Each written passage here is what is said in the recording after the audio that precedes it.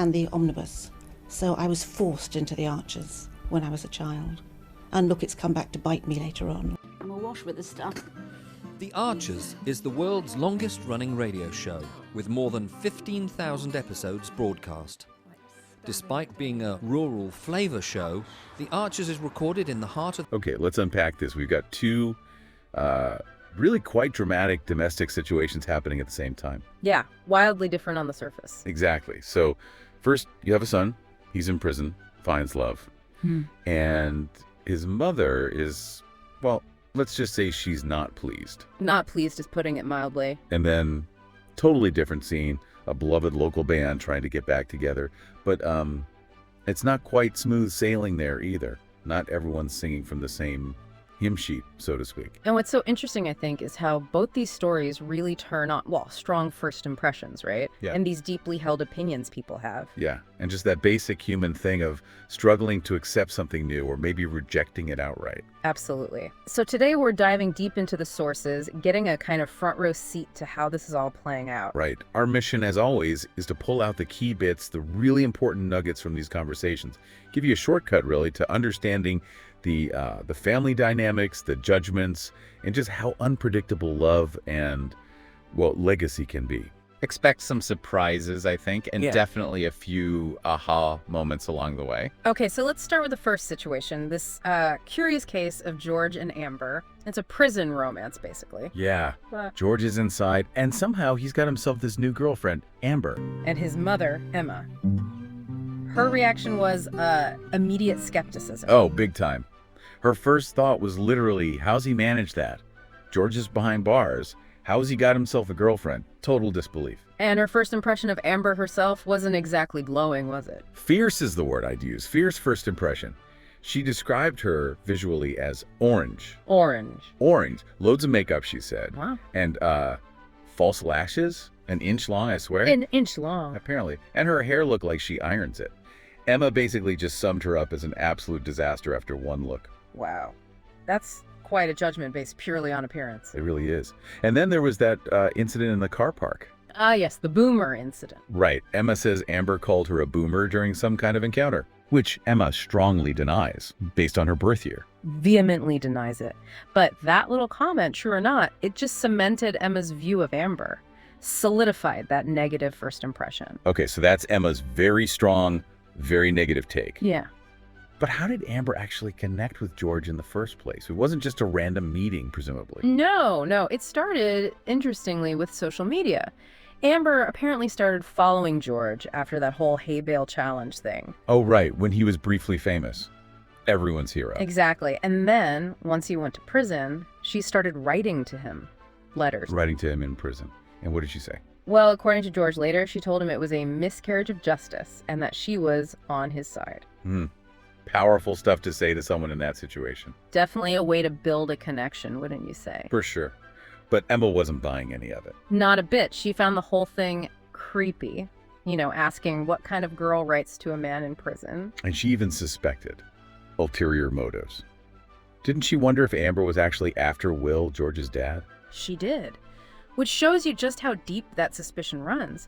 Thinking she might be using George to get to his father. That's quite a leap. It is, but then you have Will, George's dad, with a totally different perspective. Right. He was more positive. Much more. He just thought, isn't that nice? Someone from outside he can talk to. Simple as that. He thought Emma was overreacting. Completely. Said Emma was overreacting, and the main thing was that George sounds happy. And Will had his own description of Amber, too, right?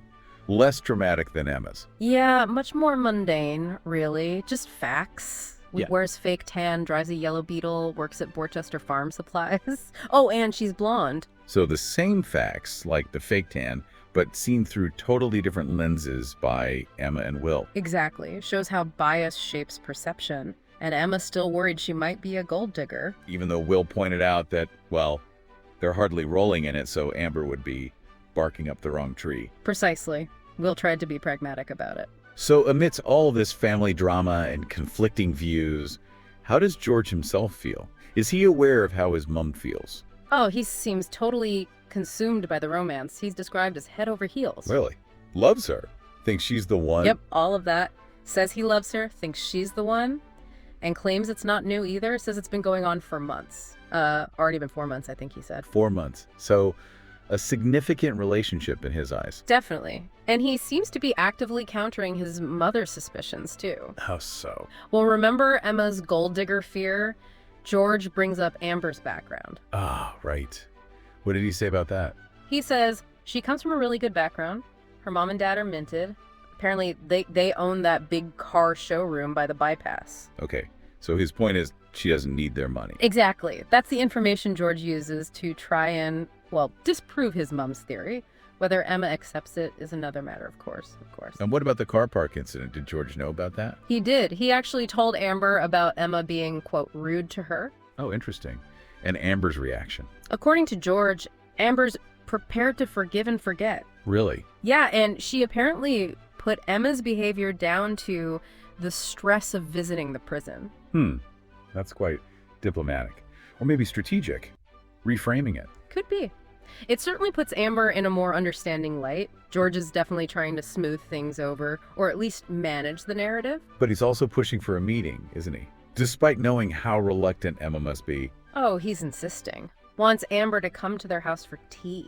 And Emma's suggested alternatives. Lovely. Like a pub, neutral ground. She did. Tried the pub, a tea room, but George shot those down. Why? What was his reasoning? He argued it made more sense for Amber to come to them, said something like, she works, she's got a lovely car, it's easier for her, and then he used the numbers argument. Numbers? Yeah, like, there's 3 of you, meaning Emma, Will, and George's brother, and there's only 1 of her. Trying to minimize the potential awkwardness for Amber, I suppose. Right, putting the burden on his family to make her feel welcome. And then came the clincher, the real power move. What was that? He admitted he'd already organized it. What? Without asking Emma properly. Yep. Arranged for Amber to come over tomorrow at 6 p.m. before Emma had even agreed. Wow.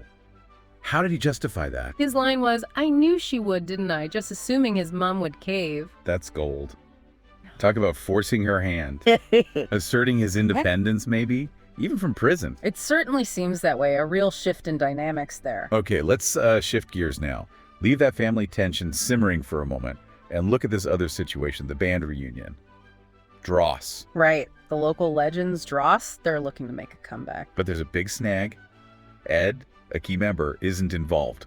Or at least he wasn't initially. Yeah, and that caused a real problem, particularly for Jazzer. Jazzer was hesitant. Deeply hesitant. His view was, it's not right doing it without Ed. He was the heart of the band. The heart of the band. So for Jazzer, Ed was irreplaceable. Pretty much. He felt losing Ed meant losing the band's, I don't know, its soul, its authenticity. He used some analogies, didn't he, to explain it? He did, yeah. Very relatable ones. Said it'd be like Pulp without Jarvis, or Blur without Damon. And Queen. Yeah, someone mentioned Queen, and he immediately said, Queen without Freddie. He conceded they might still be commercially successful, maybe, but not musically the same without Freddie. The core was gone.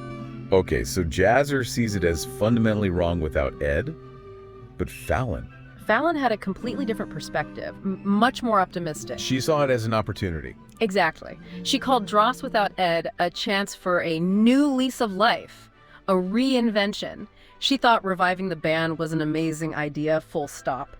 Ed or no Ed. And she didn't waste any time acting on it. No. Put a notice up online on the website on Tuesday. Got interest pretty quickly. By Thursday, yeah. A huge response, she said. 9 people wanting to audition to potentially replace Ed. 9 people. So there's definitely an audience eager for Dross to return, regardless of the lineup, it seems. Seems that way. And then came a really unexpected applicant. Oh. Who was that? Well, among the candidates was a 22-year-old also named Ed. Another Ed. Seriously. Yep. And get this, the message he sent said his parents were big fans of Dross back in the day. Okay. And wait for it. They apparently conceived him after one of your concerts in David Arch's Harm. No way. In David Arch's barn. That's what the message said. Bit of Dross mythology right there. A legacy, you could say. Wow. Talk about a connection to the band. How did Jazzer react to that? A young Ed. Initially, Jazzer was a bit dismissive about having someone so young. Said, we're old people to them? You know, the age gap thing. But Fallon wasn't having that. Nope. Fallon just shot back, we are cool old people. Classic Fallon.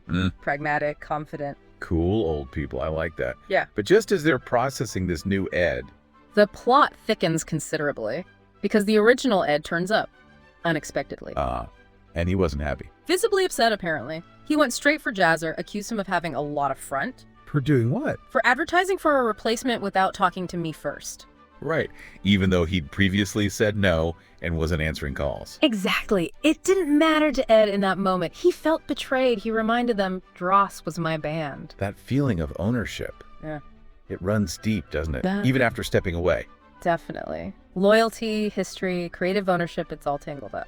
So, confrontation. Did it end there? Did Ed just storm off?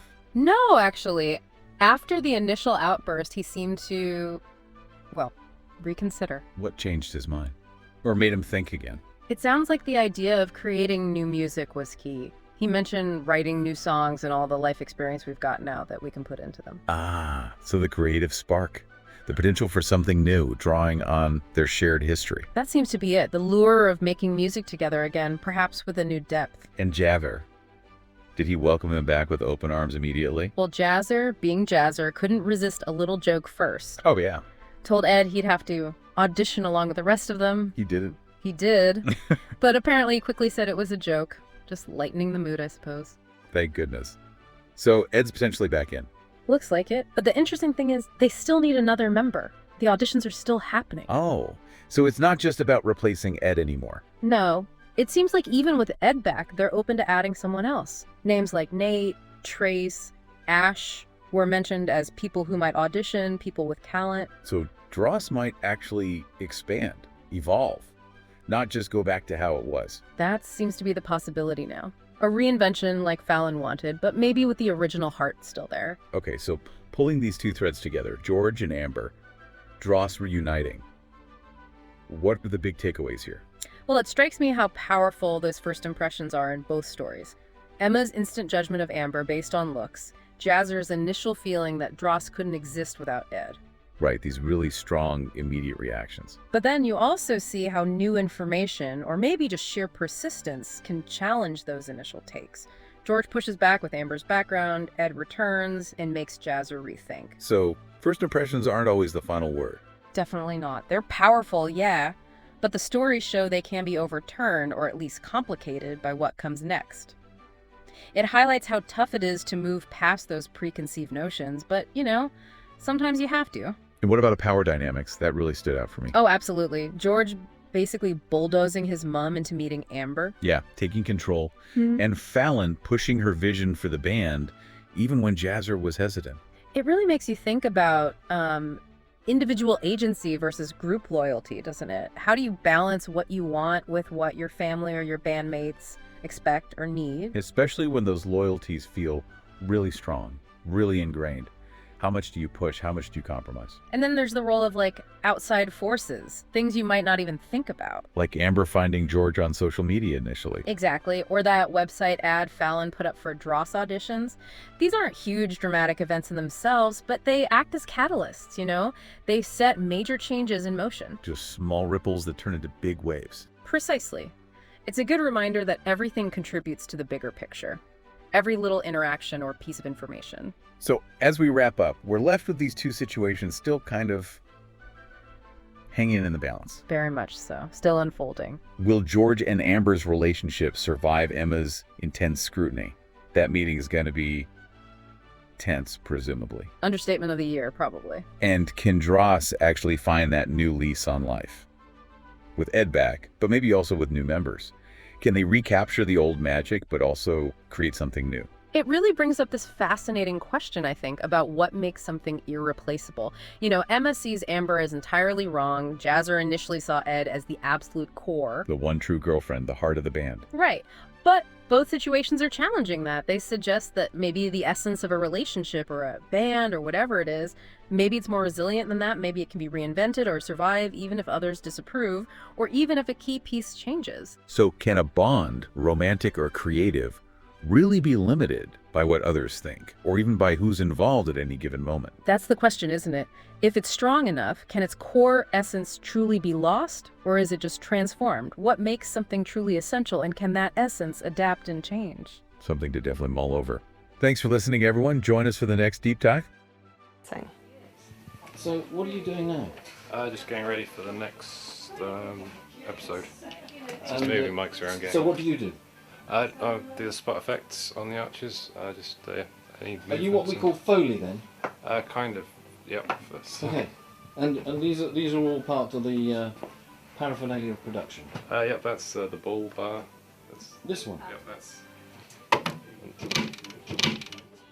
Haley so wanted to be in their own place when their baby came. It's due in 2 months. Not much chance of that now. No. I mean, it would have been a stretch for them financially, mind, but I just wish there was something practical I could do to help them, Caroline. I think The Archers has had this immense popularity over the years, basically because it has always very accurately reflected the reality of life and living in a rural community at whatever